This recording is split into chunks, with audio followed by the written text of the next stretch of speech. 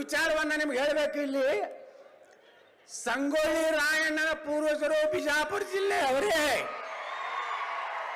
ಇದೇ ಅತರ್ಗಾತಿ ಏನು ಕರಿತೀವಿ, ಹತ್ತರಿಕೆ ಅವರು ಅವ್ರ ಪೂರ್ವಜರು.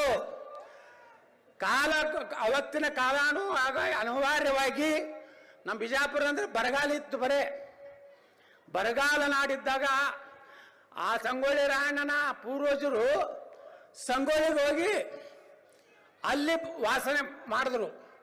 ಹೀಗಾಗಿ ಸಂಗೊಳ್ಳಿ ರಾಯಣ್ಣ ಭೂಮಿನೂ ಬಿಜಾಪುರದೇ ಅನ್ನುವಂಥದ್ದು ನಾವು ಎಂದು ನೆನಪಾರ್ಲಿಕ್ಕೆ ಸಾಧ್ಯ ಇಲ್ಲ. ತಾಯಿ ಮಗನ ಸಂಬಂಧ ಬರೇ ವೀರರಾಣಿ ಕಿತ್ತೂರು ಚೆನ್ನಮ್ಮ ಅಥವಾ ಸಂಗೊಳ್ಳಿ ರಾಯಣ್ಣ ಹೋರಾಟ ಅಡ್ಡೆ ಮಾಡಿಲ್ಲ.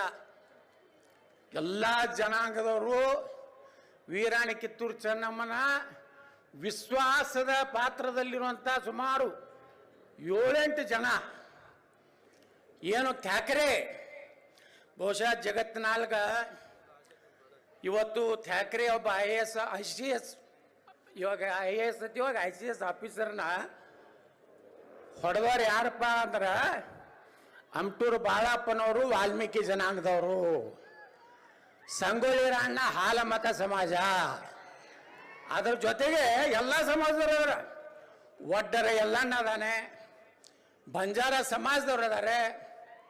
ಅದರ ಜೊತೆಗೆ ನೋಡಿ ಸಂಗೊಳ್ಳಿ ರಾಯಣ್ಣ ಎಷ್ಟು ಪುಣ್ಯಾತ್ಮ ಅಂದರೆ ನಂದು ಕಾರ್ಖಾನೆಯ ಒಂದು ಕಷ್ಟದಲ್ಲಿದ್ದಾಗ ನಾನು ಮಾನ್ಯ ಮುಖ್ಯಮಂತ್ರಿಗಳು ಇಲ್ಲೇ ಅದಾರೆ, ನಾನು ಬೆಳಗಾವಿ ಅಧಿವೇಶನ ಹೋದ ವರ್ಷ ಮುಗಿಸ್ಕೊಂಡು ಸಂಗೊಳ್ಳಿ ರಾಯಣ್ಣನ ಒಂದು ಪವಿತ್ರವಾದಂಥ ಗಲ್ಲಿಗೇರಿಸಂಥ ಸ್ಥಳಕ್ಕೆ ಹೋಗ್ಬೇಕಂತ ನಾವು ಹೋದೆ.